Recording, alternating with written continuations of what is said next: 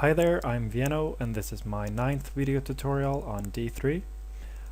So we're getting close to actually being able to produce really useful and interesting visualizations using D3, but I thought that before we get into the really heavy stuff, I would just show you some quick tips and tricks on how to work with arrays in D3. Since all of our data is somehow going to consist of an array or multiple arrays, I thought this would be a good point to look at a number of techniques we can alter or modify our arrays.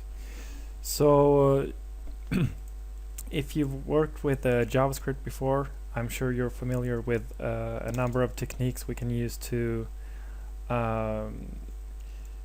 like remove elements from our array. We can add, append elements, we can shift them around, shuffle them, and so on.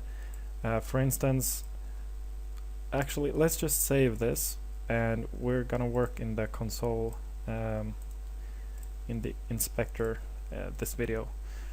So if you don't know how this inspector tool works, just go back to my, I think it was the second tutorial or the third, where we looked at how this console application works. But yeah, we only have this in our documents. We have this simple array consisting of 5 elements. Now if you were to use raw JavaScript, you could do something like data, which is the name of our array, shift like that, and that would give us the first value in the array. Now D3 has a number of these array functions, or array, yeah, let's call them functions, on its own. So for instance, let's try to sort our array. I mean, right now it begins with 10 and ends with 50, but what if we wanted it to be descending instead of ascending?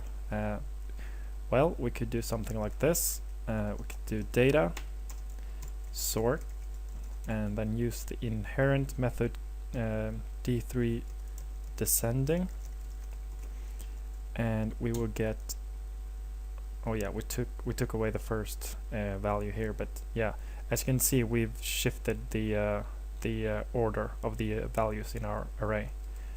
Now another method would be, let me refresh this, another method we could use is, and this is really useful, it will be really useful later on, D3 min, which gives us the smallest value in our array, and yeah, same thing goes for D3 max data, that gives us the largest value.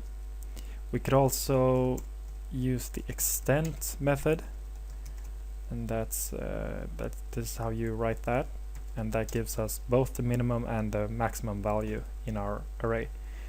We could do D3 sum, which conveniently sums up all the values for us, and the result is 150 in this case. We could type D3 mean to get the mean of the array, which is 30, and also the median. In this case, they're the same. And yeah, you know, there are a lot of these methods, and later on it will be useful to know at least the basic ones, and the rest of them you can just go to the API reference and check it out. So I think we'll end with one last fun array method, which is the shuffle method. And as the name suggests, this simply shuffles around the values in our array. So yeah, you can see that they are in a random order, and when we do it again, they're randomly ordered again. So I think we'll settle with that. This was a short video, but it's I think it's good to know this stuff before we move on. So I'll see you in the next video.